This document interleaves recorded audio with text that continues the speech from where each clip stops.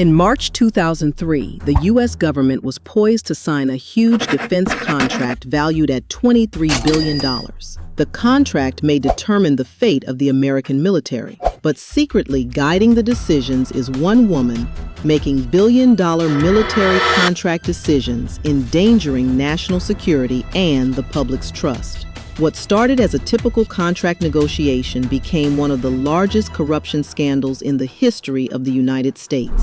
This is the tale of Darlene Druyun, the woman who exercised her authority to make billion-dollar military contract decisions, endangering national security and betraying the public's trust. Darlene Druyun managed $250 billion in Air Force contracts. In adjusted for inflation dollars, that's almost $400 billion, more than the total economic output of most countries. She was not merely a government worker. She was a key to American military power, dictating what equipment the military would bear, what planes would take to the skies, and which companies would profit from taxpayers. It was a profoundly powerful role, and for Druyun, it translated into corruption. In the early 2000s, Darlene Druyun was the Pentagon's highest-ranking purchasing official. Her job provided her with an enormous amount of influence over nearly every military purchase decision. Her job was not administrative. It was crucial, defining the capabilities of the U.S. Air Force for decades to come. As the principal deputy assistant secretary of the Air Force for acquisition,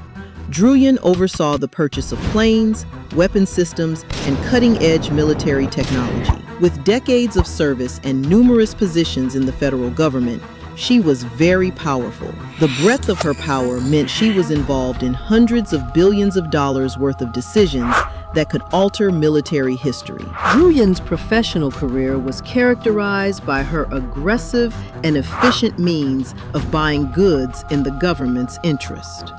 She worked 18 hours a day on some of the world's largest, most complex defense contracts. But as she made decisions that profoundly impacted national security, a hidden flaw in her ambition began to develop, one that would prove to be her downfall. In 2002, Druyun was at the State Department when it was embroiled in a historic scandal in the history of the U.S. military. A $23 billion lease deal for 100 Boeing KC-767 tankers, which are vital for refueling U.S. military aircraft. The Air Force urgently needed new tankers as its old KC-135 aircraft were aging.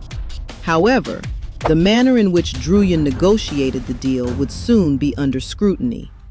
The deal was closed as a lease, not a purchase, which was questionable from day one. Leasing the aircraft instead of buying them would cost taxpayers billions of dollars in the future, and Boeing appeared to have the upper hand in the negotiations. What nobody at the time knew was that Druyun was secretly negotiating with Boeing regarding her future while remaining the U.S. Air Force's top procurement officer. She was secretly negotiating a well-paying position at Boeing upon leaving the government. Those documents began years prior, and in doing so, she was leaking important inside information regarding Boeing's competitor, Airbus. She used her government position to assist a private company, a clear conflict of interest. However, it was not only Druyun who controlled the KC-767 tanker contract, she also controlled other major military contracts while she was in the job. For example, she played a direct part in the $200 billion Joint Strike Fighter project, which at the time was the largest U.S. military contract in history. Druyun's control of such major purchases meant she was shaping the U.S. military power's future. But this authority, coupled with her interests, meant corruption had vast potential. Druyun resigned from the Air Force in 2002 and soon became employed by Boeing as a top executive. Her new position included a large salary, signing bonus, and, as it eventually turned out, making deals that benefited Boeing but were not fair. But it wasn't just her employment at Boeing that was questioned. Her entire stay at the Air Force was now under suspicion, as investigators began to find out how much corruption there was. A series of disturbing revelations emerged over the next few months after Druyun's retirement. Memos and emails written by Boeing executives described a web of deceit in which Druyun had enabled Boeing to acquire the tanker lease and other defense contracts by using her position. Memos would reveal that she had not only shared inside information with Boeing about the bidding process, but had also allowed contract terms favoring the company and in exchange had been offered a high-paying job after her government service. The probe revealed that Druyun did not act alone in the tanker contract. She used her position to secure deals for Boeing that increased government costs and had taxpayers pay far more than needed. Even more shocking was discovering that she assisted in securing contracts for other Boeing defense products, such as the C-17 military transport plane, which had enormous cost overruns when she was in charge. These revelations clearly showed a woman who abused her position to sway significant defense purchasing decisions. As the investigation continued, attention was brought to the larger corruption issue within the Department of Defense and Boeing. This was clearly not some isolated incident, but part of a much greater ongoing problem that had been present within the defense procurement system. Boeing's close relationship with high military leaders, particularly former company personnel, raised enormous questions regarding the system's integrity in general.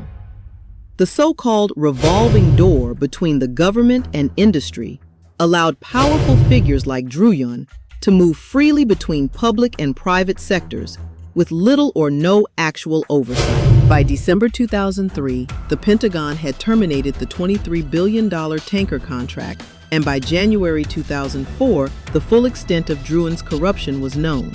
She was indicted for attempting to defraud the U.S. government, pleading in her plea agreement to price fixing and awarding benefits to Boeing for personal gain. Although her behavior was shocking, Druyun's sentence seemed quite light. She was sentenced to 9 months in federal prison, which seemed a small penalty for one who had enriched herself at the expense of billions of tax dollars. While she was incarcerated, her career was forever tainted, but damaging the public trust was worse. The legal problems caused by the scandal also caught Boeing executives. Boeing CFO Michael Sears was given a 4-month jail term for his involvement in the illegal job talks with Druyun. Boeing CEO Phil Condit stepped down following the scandal, and the company paid a record $615 million settlement to settle civil and criminal allegations. While the fines were massive, some felt that they were inadequate to deter those responsible for all the corruption. For a company where billions of dollars in contracts were at stake, the fines and settlements were merely a cost of doing business. However, even as Boeing paid its fines and executives stepped down, the real effect of the scandal spread deep into the defense establishment. The fact that Druyun and other government officials could manipulate multi-billion-dollar contracts raised doubts about the way the U.S. government handled defense purchasing. It exposed weaknesses in the system that allowed the Center of National Defense to be used for personal gain. How could this colossal failure of oversight happen?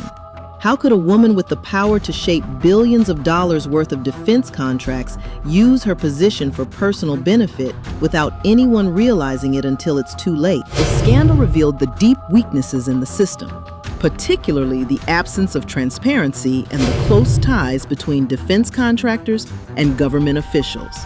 It also revealed the dangers of the revolving door, where top officials move back and forth between the public and private sectors with little concern for potential conflicts of interest.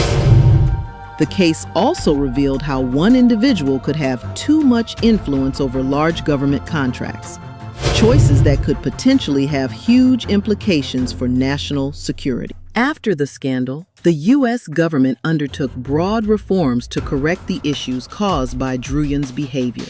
The Department of Defense implemented stricter guidelines to screen for conflicts of interest, more oversight of defense contracts, and more transparency in procurement practices.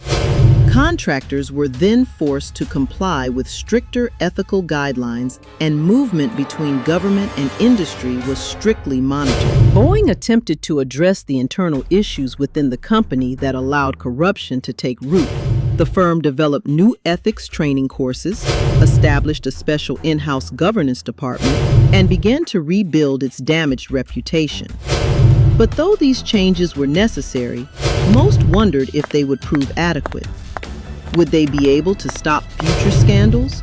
Or would the next one simply be better hidden? Despite the efforts of Boeing to recover, the scandal continued to impact them significantly. The immediate consequences of the tanker lease contract were severe. The lease was canceled and a new contract competition began. However, despite the damage to the company's reputation, Boeing could still land large defense contracts, such as the KC-46 tanker, immediately after the KC-767 contract. But even this new program had significant delays, increased costs, and technical problems. The long-term consequence of the Druyun scandal impacted the company's work and questioned what the scandal had done to Boeing and the entire defense procurement system. While Boeing struggled to make amends for the wrongdoing that was caused by the scandal, questions lingered. Had the company genuinely transformed, or had it simply learned more sophisticated means of covering up its vulnerabilities? And was the defense procurement system as a whole better off, or was it the same? The Darlene Druyun scandal is a warning story concerning the dangers of unchecked power and the negative consequences of corruption in government contracting. Although high-level officials in some cases experience legal issues, the larger problems of accountability and oversight remain a major concern. The scandal revealed a system where an individual might be responsible for billions of dollars for their benefit, without regard for its impact on taxpayers or national security. Despite reforms initiated by the scandal, it is clear that the system still contains serious weaknesses that could be misused once more. Ultimately, the Darlene Druyun tale is one of betrayal, not only of the public's confidence, but of the tens of millions of taxpayers burdened with the bill. It's a tale that still resonates today, a reminder of just how crucial ethics, integrity, and accountability must be when handling government contracts. Boeing has paid its penalties and moved on too, but the Druyun scandal still lingers, a reminder of what can occur when the distinction between serving the public and enriching one's own coffers becomes too muddled. What do you think? Have things actually gotten better in the system since the Darlene Druyun scandal? Or are we merely seeing the better face of the same old? Let us hear your thoughts below. Don't forget to like, subscribe, and tune back in for more crime stories of the military world they don't want you to know about.